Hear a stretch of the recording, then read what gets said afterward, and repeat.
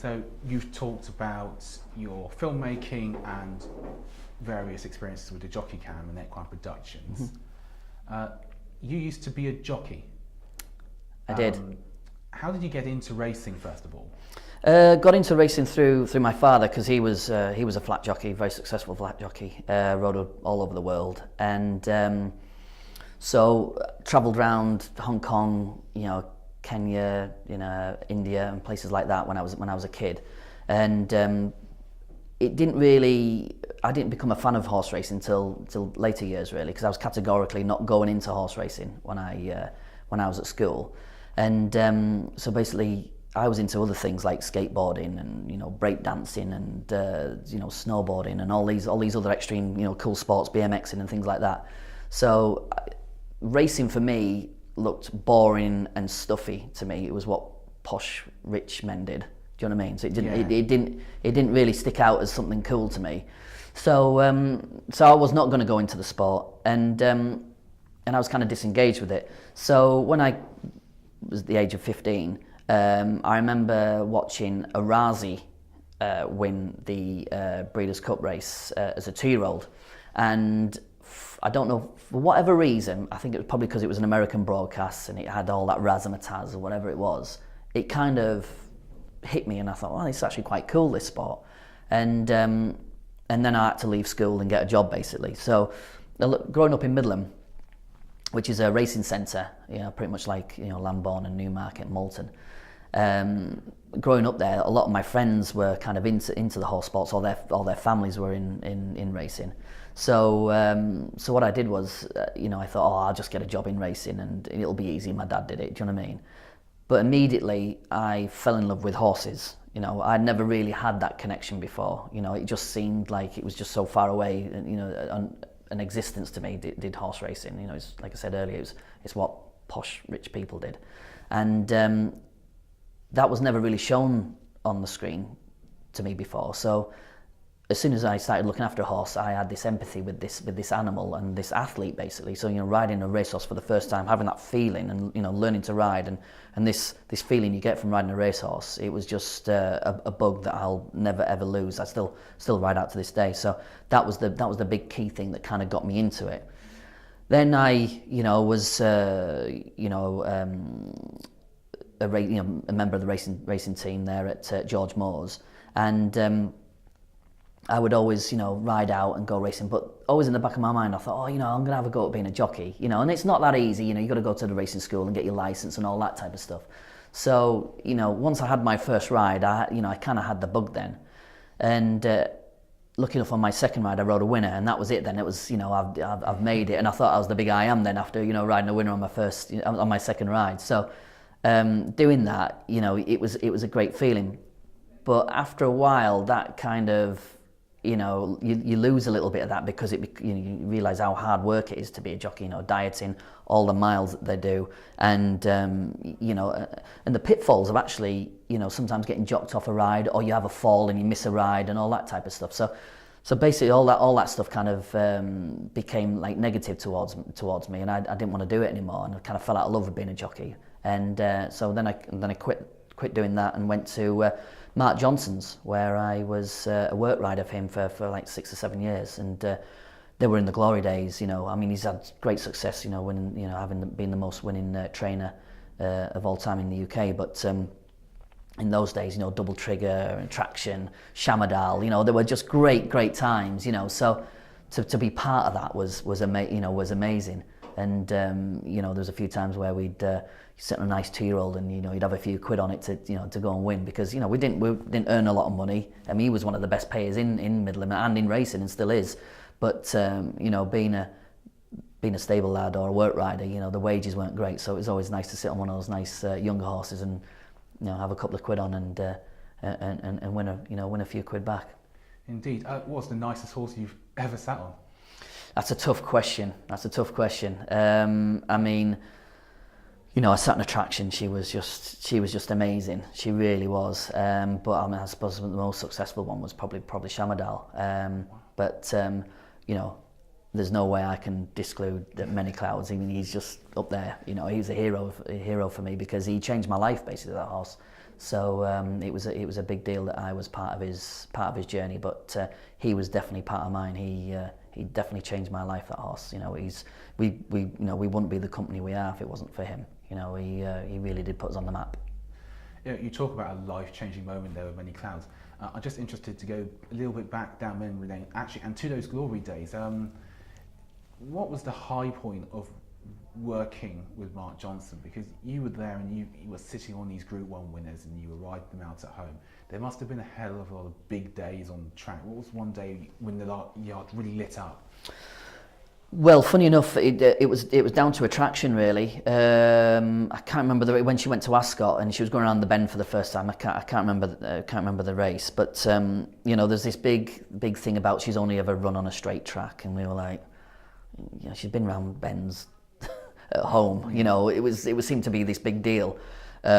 Everybody in the yard backed her, and she hosed up. It was just absolutely amazing. So it was just a huge thing for us all that we'd all had a couple of quid on, and she won this big race, and it was a big party afterwards and everything. It was absolutely amazing that we were part of that. But there was often little times where I'd ride work on a horse that had never ran before. I mean, one story was a horse called Nakeel that was owned by Handan down at Tomb, and he'd never ran before, and I was working it with a horse that had won a listed 2-year-old race, and the girl that was on the horse that won the listed race was way lighter than I was, and I remember riding a piece of work, and I was working all over this thing, and when I got to the top of the gallop, looking if all the other string had gone home, and get to the top and looking if nobody else saw it other than me and the girl and the assistant trainer. I remember getting to the top saying, like, don't say a word about this horse, do you know what I mean?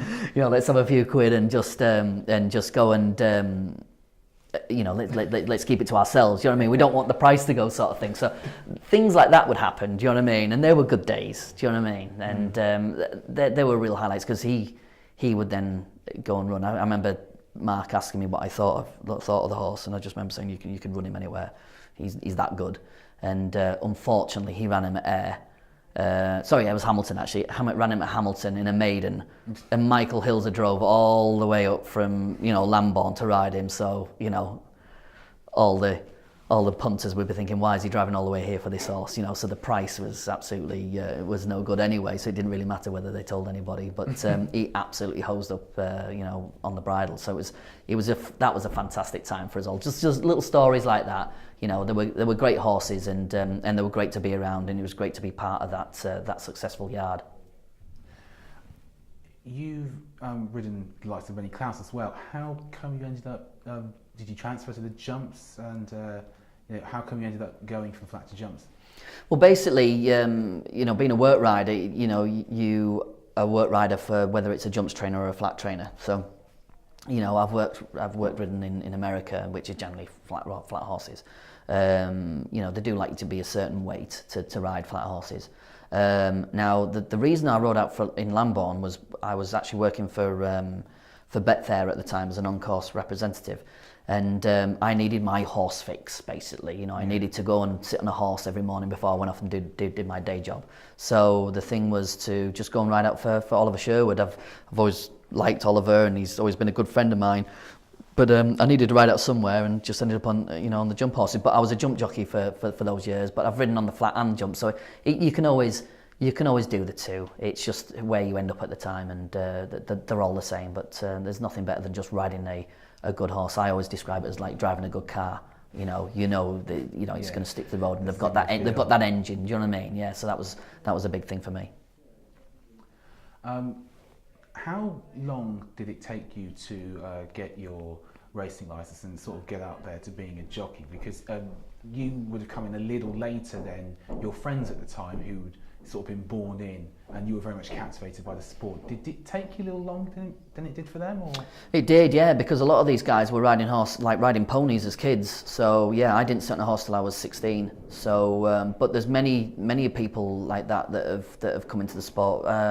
I remember sharing a room at racing school with Royston French, who was champion apprentice.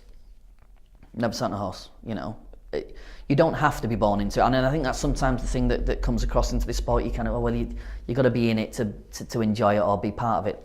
complete rubbish. You know, Yeah.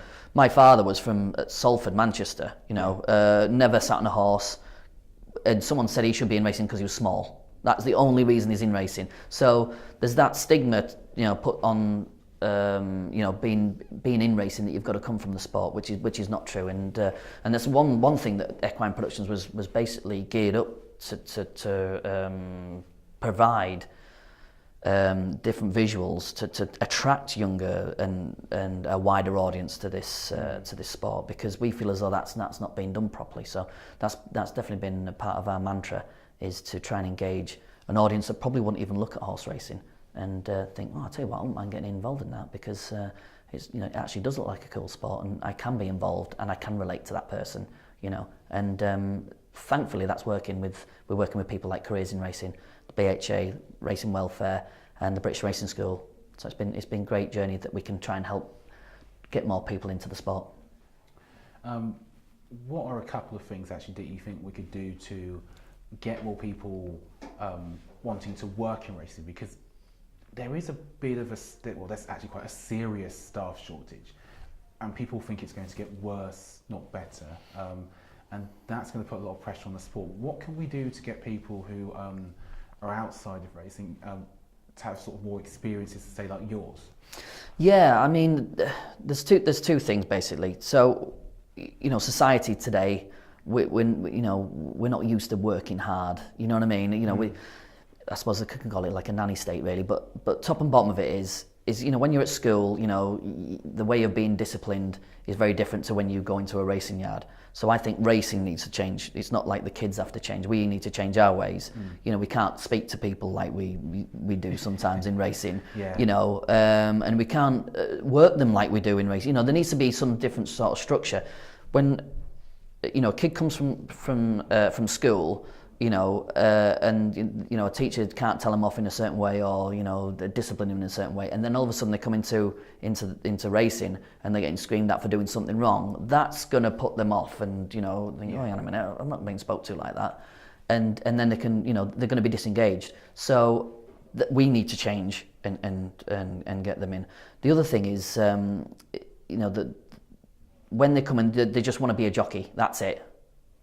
There's loads of other jobs in racing that you can aspire to do. I've got lots of friends that have all started off as racing staff that have gone on to be business owners, entrepreneurs, clerks of courses. You know, I started off doing that, and look at what I'm doing now. You know, I've taken that skill set of being a stable lad and put it into something else that I enjoy. So it's trying to teach them to think bigger and not just think about being a jockey, because that isn't the be all and end all. Indeed. Thank you very much for talking to us about your career in racing, and that's the end of part 2.